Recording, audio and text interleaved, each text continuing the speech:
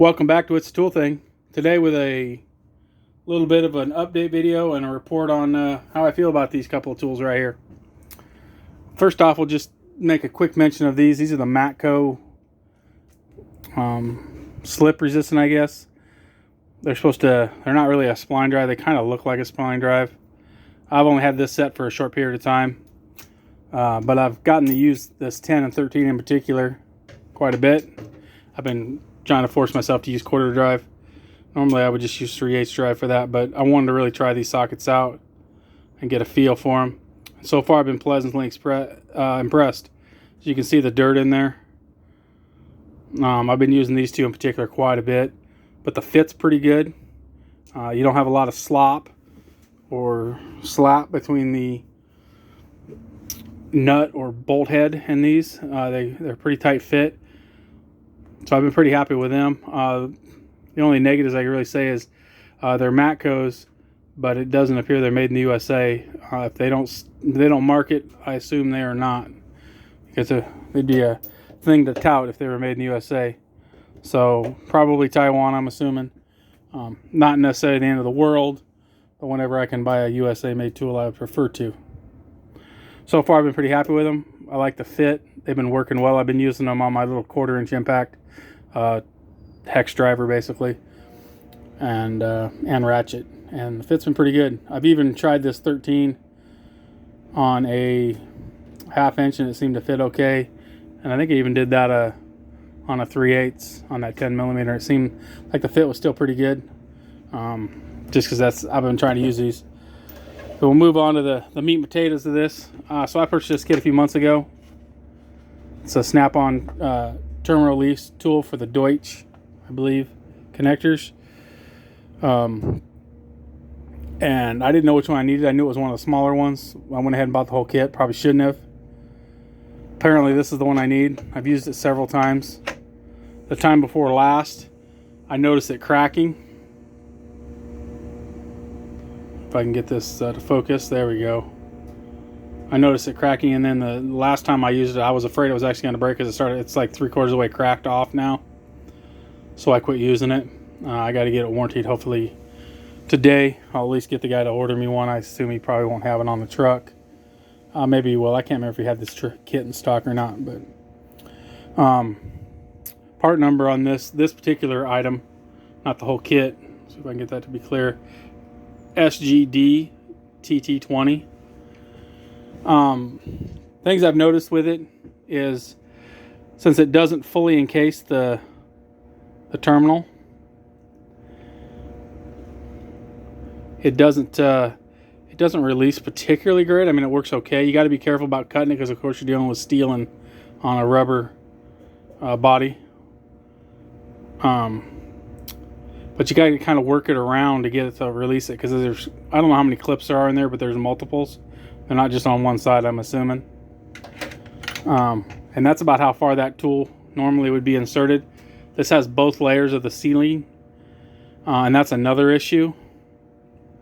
When all the wires are in there, you can't just pull this one off. You gotta work through both of them, because it's really hard to work it up. You'd have to work it up all the way to the point where you could get that tool in to get in there. Definitely a problem. This tool here, this is the normal, it's actually the inserted tool. The white one I guess is the remover tool, but they look basically the same. But they completely encapsulate the end. Stick that in a wire here for you. So they definitely release better. Now the newer ones that are not a bullet style crimp, which I'm not a fan of, they tend to break these. That's actually why I went to the other ones.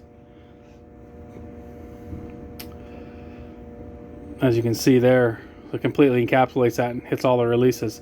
And then you can pull on the wire and the tool at the same time to pull it out. Where on this one here, it only covers half of it. And then you run into a real problem. I'm just going to set this up kind of mock style here. Obviously there's no actual crimp in there. And I don't even have the holes lined up to the right hole, but that's fine.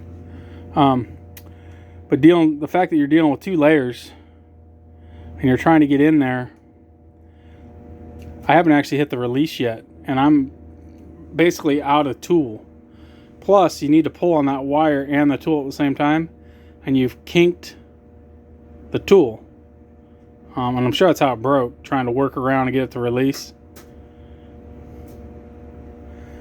It's like they need that groove to be deeper to go up further, and they need a groove in the handle, I think.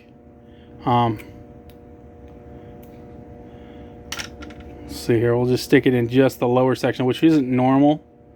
So I think that right there is basically at the lock. I can feel the stop point. And by the time you put this other seal on here, which is going to be held in by, I think there's 30 wires or something on this. I'd have to count it. Let's see how far down that is. It's past the point of this seal, which, like I said, getting this seal out of the way is pretty not realistic at all, because you would have to get it overall, push it up all the wires, and you'd have to delume the wires, and you'd have to get it not this high even. You'd have to get the tool in there, so you'd have to get it, you know, that high. You'd probably have to push that thing up I don't know, 10 inches, maybe a foot back to be able to get that in there. Definitely not a big fan. Paid way too much, but I mean, I guess they'll warranty it, and I'm gonna see about getting it replaced. But I think they need to re-look at this tool, because you're not going to be dealing with this connector like this. Even if you were assembling this unit, though, I don't think you'd really use this tool for assembly. I guess you could. You would want both of these seals in place, because once you get all the wires in, then you got to stick the back cone, and then this is what that holds the loom here, and then of course this would screw down, hold the loom in place, and create tension to help seal. So that's just a quick look at these Deutsch terminal removing tools. Definitely not impressed.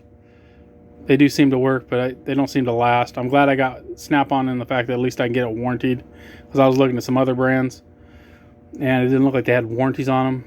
And knowing from what I've talked to other people that they don't last because they're so thin, I wanted to get something that had a warranty. So that's a quick update. Thank you for watching. Please like and subscribe.